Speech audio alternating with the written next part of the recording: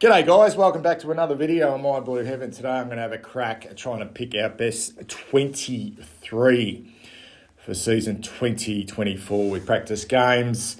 Just around the corner, we got one on Thursday against the Cats and then another one against the D's before we take on the Lions in round 0. Very, very difficult task this. Very difficult. And one which I enjoyed, but it did cause a lot of headaches. What I will say is I didn't put Jack Silvani into consideration at all, given that he won't play any football this season. But the rest of the players on our list at the moment, there's 43 of them, all came into consideration in my best team, projected best team. And this team of mine, okay, is not necessarily how, obviously, the coaches will go in. They'll have their different sort of thoughts. So I was just purely thinking about what I would do compared to trying to predict how the coaches would go. What I will say before I run through the list, and you can see it there in front of you, there's no real surprises. I don't think there's any real shocks in my team. I'd love to hear your thoughts. Please take players out of my team, replace them. Let us know in the comments below. I'd love to hear your thoughts. What I did find while I was doing this, and the reason why it caused so many headaches, was there's going to be a lot of players. If we can remain relatively healthy, which is always quite contentious at our football club, we always seem to run into injuries. We've already got one in Jacob Wiedering, who missed the first 2 games of the season. And touch wood, we don't have many more. But if we can stay relatively healthy, there's going to be a lot of very, very good footballers missing out on games on a regular basis. So it will come down to form. Competition for spots is always good. Just because a player might start the season, okay, in the senior team, doesn't necessarily mean they will keep that spot for the whole year. We will need to call on, and we've got a really strong list and a core group of players around about, low 30s that could easily come in and play a role in this team, which is a massive positive. Okay, let's get started. Run through the back line. Newman and Wiedering picked themselves. I'm not even going to, I suppose. I'm scared of the ramifications of not having Jacob Wiedering. I think Lewis Young will come in and play that role early in the season. Newman is just outstanding as playing as a lockdown defender and also very good offensively, uses the ball well, and now so experienced. And Wiedering's our vice-captain and one of the best Premier defenders in the competition. I think Marchbank and Kemp are probably fighting for that position, the other third tall defender. I think Marchbank's probably just got, even though he's missed a lot of football, he's slightly more experienced and a little bit taller, so he gives you that coverage in the air. It's not to say, though, that Kemp won't play, because what Kemp can do is he gives you some speed, and he's a very good intercept mark. But I'm going with Marchbank early. Half-back line, hoping to see the really best of Adam Saad this season, with Williams and also Boyd in the team. I've got Boyd in the team as well. Williams starting on the other half-back flank. Hopefully we can get Saad, who was really good last year defensively, back to some really dangerous form. We need this part of the ground. We need our runners to really, I suppose, get going this season. Transition from the back half, getting the ball in the hands of Saad, Williams and Boyd's going to be extremely important. McGovern is a tad undersized for a key position player, but I think that's going to be very interesting early in the season. That's why we probably need Lewis Young, and that's probably why I've got Marchbank in the team, because he does give you that little bit of coverage in the air. McGovern is excellent, okay, at setting up down back as well, and he's becoming a very experienced footballer in our team. Across the centre line, I think it's a really strong, particularly our wings. I think these 2 boys will start, and then there'll be rotations. You can't expect to play a whole game on a wing considering the amount of time they do run, but Akers has proven now that he's a very, very experienced footballer, hard, tough, can go forward, can take a mark, can kick goals. And Ollie Holland's coming into his second season. I think at the moment, I wouldn't say he cemented that spot, but it's his early in the season. He's had a terrific pre-season, and he is a running machine. He is everywhere, and he'll give us that outlet on that wing. Cripps in the middle, the skipper in the middle.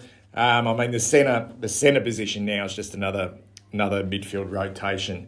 Across the half-forward line, this one was hard. I think the forward line's very hard, trying to get that balance of, I suppose, classical small forwards who can apply pressure compared to those mid forwards who get up the ground and get up to stoppages, help out defensively, which small forwards do as well. So I try to go with a balance. I think Cottrell, has shown, in the back half of last season that he was effective with that role, particularly working hard defensively, and he's good for a goal or two. He's exceptionally fit, which enables him to get out the back on transition. And Walsh on the other half-forward flank, he'd be, rotating constantly through the midfield as that high half-forward working into the midfield. So will they go with Walsh in that position? I'm not quite sure. But it sort of leaves out a lot of other options, doesn't it? The likes of Cunningham, even Elijah Hollands, when he's ready to go, he misses the first 2 weeks because of suspension. We've got Cunningham who could potentially play that role. Kennedy could potentially play that role. Fogarty could potentially play that role. But at the moment, I'm going to go with Sam Walsh working through the midfield. Motlop's, I think, our premier small forward now. I'm expecting him to have a very good season. Curnow at full forward. And the one that worries me now is it's not so much all or nothing with Jack Martin, but we don't have the option of playing Jack Silvani. I would probably have Martin a nose in front of Jack in regards to that. It's not even a third tall, but that mobile player that can take a mark and also kick a goal at ground level. And Martin, I think, proved how important player was for us last year. With his pressure, with his toughness, with his goal-kicking ability. But, yeah, he's the main man now.